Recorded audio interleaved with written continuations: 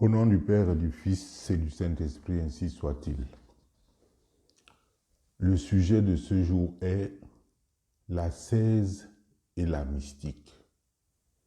Pour ceux qui ne sont pas habitués à ce genre de titre, eh bien rassurez-vous, vous comprendrez que ce n'est pas sorcier du tout.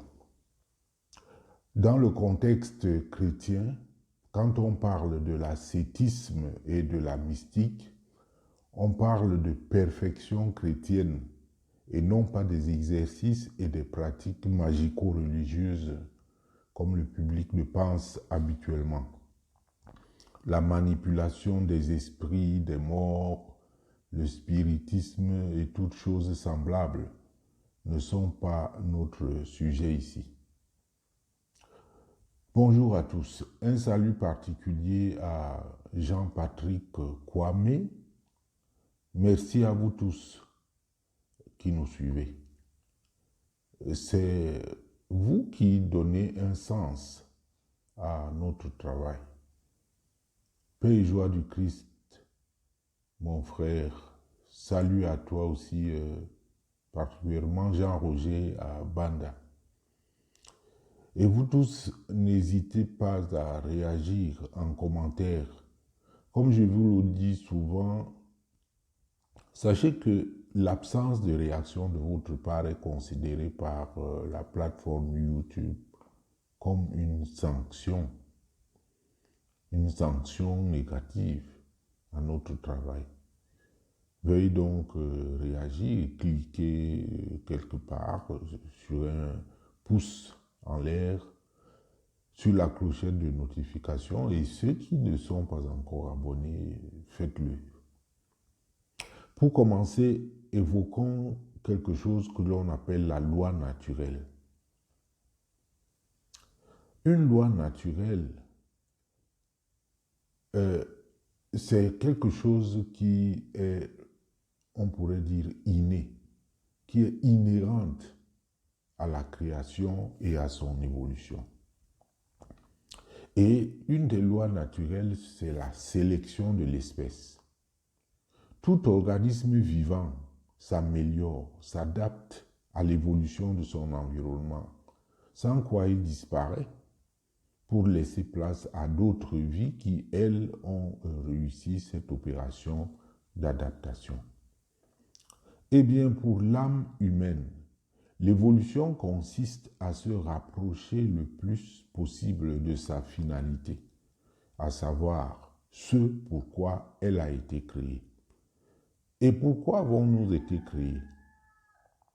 Dieu nous a créés pour le connaître ou le reconnaître, lui, principe créateur, l'aimer et le servir, pour enfin le rejoindre dans le bonheur éternel. Atteindre cette finalité auprès de Dieu, c'est ce qu'on appelle la béatitude parfaite, la perfection absolue. Ça, c'est ce que nous enseignent les catéchismes chrétiens unanimement. Sur cette terre, tous les moyens que nous empruntons nous permettent d'atteindre une perfection relative que nous appelons la sanctification. Selon l'enseignement des pères et des docteurs de l'Église, pour atteindre cet état de sanctification, il y a plusieurs voies. Les principales que l'on a pu regrouper sont trois: la voie purgative, la voie illuminative et la voie unitive. Là, nous ne sommes plus dans le combat spirituel contre les ennemis qui en veulent à nos biens, qui veulent nous détruire, qui veulent détruire notre vie. Mais nous sommes dans le combat spirituel contre le mal ontologique qui veut nous perdre pour l'éternité. Que sert à l'homme de gagner tout l'univers, disait Jésus, s'il vient à perdre son âme? En effet, le combat le plus difficile pour le chrétien, ce n'est pas celui qui consiste à chasser les démons. Le Seigneur Jésus nous a donné le pouvoir. Il a dit, voici les signes qui accompagneront ceux qui auront cru. En mon nom, ils chasseront les démons. Vous trouvez cela en Matthieu 16, versets 17 et 18. Nous y reviendrons. Par contre, le plus gros piège est le péché. Les vices, les actes qui mènent à la mort éternelle. Elle est dure, la lutte contre le mal en nous, le combat contre la concupiscence. Arrivé à ce niveau, il y en a qui vont fermer la vidéo parce que ça ne les intéresse plus. Ce qu'ils aiment, c'est le spectacle des exorcismes. Mais rappelons-nous, les disciples de Jésus revenant d'une brève mission d'évangélisation, ils sont fiers de rendre compte au Seigneur en ces termes. Seigneur, les démons même nous sont soumis à ton nom. Qu'est-ce que Jésus leur répond? Je voyais Satan tomber du ciel comme la foudre. Seulement, ne vous réjouissez pas de ce que les esprits vous sont soumis, mais réjouissez-vous de ce que vos noms sont inscrits dans les cieux. C'est là donc le plus compliqué. La première opération, qui consiste à chasser les démons, nous est acquise par charisme. Au dernier jour, pourtant, quelqu'un pourra dire au Seigneur, n'est-ce pas moi qui chassais les démons en ton nom? Et le Seigneur répondra, arrière de moi, toi qui faisais le mal. La seconde opération consiste en l'œuvre de sanctification. Toutes les deux sont bien sûr le don de Dieu, mais la première relève de l'encouragement divin en faveur de la construction du corps de l'Église. On retrouve ce genre d'opération décrite en détail par saint Paul dans 1 Corinthiens chapitre 12, voire 13 et 14. Pour la seconde, il s'agit de la victoire acquise à la suite d'une longue et pénible lutte contre le mal intérieur. Et là, saint Paul compare cette lutte aux entraînements en vue des Jeux olympiques, toujours dans 1 Corinthiens au chapitre 9, versets 24 à 27. C'est ce combat que les pères de l'Église ont désigné par le terme ascèse. Saint Clément d'Alexandrie qualifie Jacob d'ascète après sa lutte contre l'ange dans une vision mystérieuse. Et Origène, un des piliers de l'Église primitive aussi, lui-même africain comme Clément, considère que les fidèles qui se livrent aux mortifications et à d'autres exercices moraux et physiques pour rechercher la perfection sont appelés des ascètes. Voilà donc.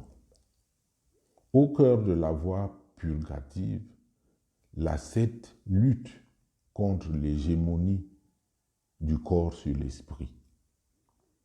De manière générale, l'ascèse conduira le fidèle qui recherche la perfection aux portes de la vie mystique. Je rappelle, une petite parenthèse, je rappelle que cette chaîne ne peut grandir que si vous partagez ces vidéos podcasts. Nous marcherons à votre rythme. Partagez donc. Parenthèse fermée, la mystique va donc commencer par ce qu'on appelle la nuit des sens, où le fidèle pratiquera une sainte indifférence. C'est quoi la sainte indifférence? Pour faire simple, je prends appui sur les exercices spirituels de saint Ignace de Loyola. Dans le célèbre préalable intitulé « Principes et fondements », saint Ignace stipule ce qui suit. L'homme est créé pour louer respecter et servir Dieu notre Seigneur, et par là sauver son âme. Et les autres choses sur la face de la terre sont créées pour l'homme et pour l'aider dans la poursuite de la fin pour laquelle il est créé. D'où il suit que l'homme doit user de ces choses dans la mesure où elles l'aident pour sa fin et qu'il doit s'en dégager dans la mesure où elles sont pour lui un obstacle à cette fin. Pour cela, il est nécessaire de nous rendre indifférents à toutes les choses créées, en tout ce qui est laissé à la liberté de notre libre arbitre et qui ne lui est pas défendu, de telle manière que nous ne voulions pas, pour notre part, davantage la santé que la maladie, la richesse que la pauvreté, l'honneur que le déshonneur, une vie longue qu'une vie courte, et ainsi de suite pour tout le reste. Mais que nous désirions et choisissions uniquement ce qui nous conduit davantage à la fin pour laquelle nous sommes créés. Un peu rude, donc je reprends la deuxième partie. Il est nécessaire de nous rendre indifférents à toutes les choses créées, en tout ce qui est laissé à la liberté de notre libre arbitre et qui ne lui est pas défendu, de telle manière que nous ne voulions pas, pour notre part, davantage la santé que la maladie, la richesse que la pauvreté, l'honneur que le déshonneur, la vie longue qu'une vie courte, et ainsi de suite pour tout le reste.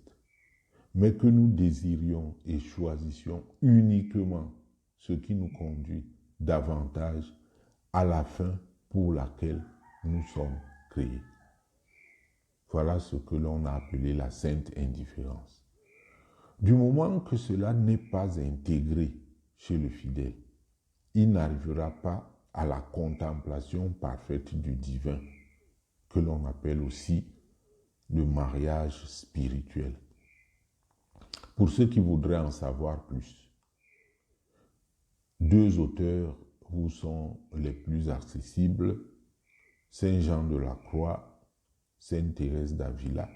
Vous trouvez n'importe quelle de leurs œuvres, elles peuvent vous éclairer. De nos jours, dans l'environnement hédoniste qui est le nôtre, les ascètes sont devenus très rares, et encore plus rares les mystiques. Certaines religions orientales telles que le bouddhisme, dans la doctrine et les usages qui sont les leurs, utilisent plus couramment les pratiques de l'ascétisme et de la mystique que les chrétiens. On pourra peut-être donner l'un ou l'autre exemple dans la suite de nos développements. Pourtant, cette vie, la vie mystique, fait partie de l'identité et de l'idéal chrétien. Quant à moi, je rends grâce à Dieu qui m'a donné l'occasion de connaître de près un ascète. Je vous donne donc ce bref témoignage de l'ascète que j'ai rencontré en la personne de feu Frédéric Tchimi. Frédéric, originaire de la Léquié au Cameroun, cet homme vivait seul au sommet d'une montagne connue sous le nom de Mont Yéyé, au sud-ouest du quartier Emana, près de Yaoundé. Il y a quelques décennies de cela, il aimait se vêtir d'une tenue noire, couverte d'une grande cape noire et d'un chapeau noir à large bord. Je ne l'ai jamais vu chaussures aux pieds. Les gens le traitaient de fou, d'autres de sorcier ou de revenant. Lui, toujours souriant devant tous les quolibets, il faisait de l'évangélisation publique dans les rues, les marchés, les villages et partout où il passait. Entraîné près de lui par des amis, j'ai appris à le connaître. Il était en fait un ancien moine devenu ermite. Un ermite, c'est un religieux solitaire qui vit dans un lieu aride ou austère et se livre essentiellement à la prière et à la pénitence par la mortification. Ainsi vivait frère Freddy, comme on l'appelait, sobre en tout, frugal, jeûnant souvent, se contentant du minimum vital, priant chaque jour, matine, laude, sexte, vêpres, complis, sans oublier la lectio divina, l'adoration, le chapelet et j'en passe. Le tout intercalé par le travail manuel, le silence et quelques sorties d'évangélisation, comme je l'ai dit. Il logeait dans une baraque faite en pleine forêt, sur un rocher au sommet de cette montagne, sous les plus basses températures yaoundéennes. Il faisait encore des accompagnements spirituels de temps en temps et des intercessions. Beaucoup de signes et de prodiges ont soutenu son ministère. Frère Freddy a tenté d'organiser un groupe de fidèles sous forme de communauté, sans succès. Il est décédé avant la réalisation de ce rêve, un peu comme Saint Charles de Foucault. L'Église locale n'a pas reconnu son charisme propre, mais Dieu a énormément béni son ministère. J'en suis témoin et je lui rends un vibrant hommage ici. De mystique, par contre, je n'en ai point rencontré dans mon environnement socio-géographique. Des charlatans pseudo-chrétiens, oui, de vrais mystiques, pas encore. N'empêche qu'il y en a qui existent ou qui peuvent exister dans des milieux discrets. Mais ces catégories d'ascètes et de mystiques sont des signes palpables sans lesquels on ne saurait dire qu'une Église a approfondi la foi en Jésus-Christ. En conclusion, cette émission visait à lever pour la suite l'équivoque autour du mysticisme. En effet, il y a d'une part le spiritisme, les flagellations initiatiques païennes, les exercices pour cultiver le cynisme dans des sociétés secrètes.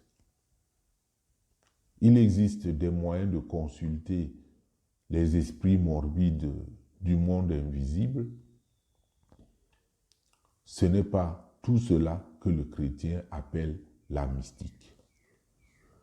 Par contre, la communion des saints, l'ascèse, les exercices pour la sanctification, les charismes du Saint-Esprit, l'amour de Dieu et du prochain, c'est cela la voie de la béatification parfaite pour l'éternité. Loué soit Jésus-Christ.